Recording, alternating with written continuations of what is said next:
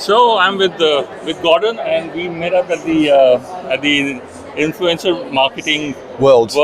Yes. and at the BCMA. So tell me, Gordon, what do you think about what's happening with influencers? You got this amazing book.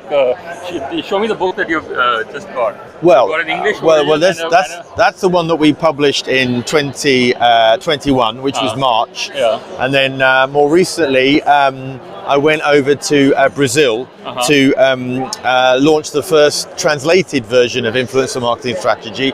And I love what the publishers here in Brazil have done. They've literally showed the power of influence. Wow. Can you see? It's really effective. Yeah. And we made a film with the Brazilian publisher, which was absolutely fantastic. There were about 15 other influencers in the documentary, and it was really great to have a real positive spin on what influencer marketing is all about. So what works in influencer marketing? How does a person become an influencer? Well, it's certainly not overnight, unless they've been on TV or they've had some form of something that's massive that's happened to them. It's about knowing what your niche is and being consistent in the type of content that you share. There's lots and lots of strategies that you can apply, but give us one or two good strategies to become an influencer. Well, I think first of all is maybe have a look at some of the competitors that are in the same niche as you. Have a look at the type of content that they are putting out and the reaction from their followers, because that will in a way help you create the ideal content for you. That's not to say that you're going to just copy somebody else, but what it will do is it will actually help you understand what's already out there and where you think you can carve out your niche and your USP.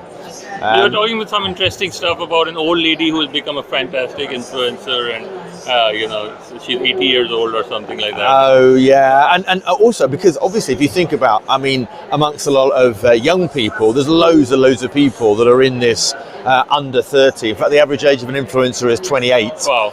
But so if you can imagine, the higher up the age bracket you go, there's less competition. Yeah. So if you stand out, I was actually interviewing somebody on my podcast, Jane Malian, her name is, and she is all about the English cream tea. She has just literally gone on TikTok not long ago, and one of her reels that she did, reels or videos, has been seen by 4.5 million people. Wow. Because she is not just talking about food, she's talking about English cream teas. Super niche. Right. She's got a quintessentially English voice. Yeah. She's very funny. Yeah. And she tells people how to make the perfect scone or sandwich. Wow. And of course the people love it. And that's what, so I think, understanding what the right type of content is. We know that video works really well. People don't want to be sold to. They want to be inspired, educated, or entertained. Those are my three things I always say need to have happen.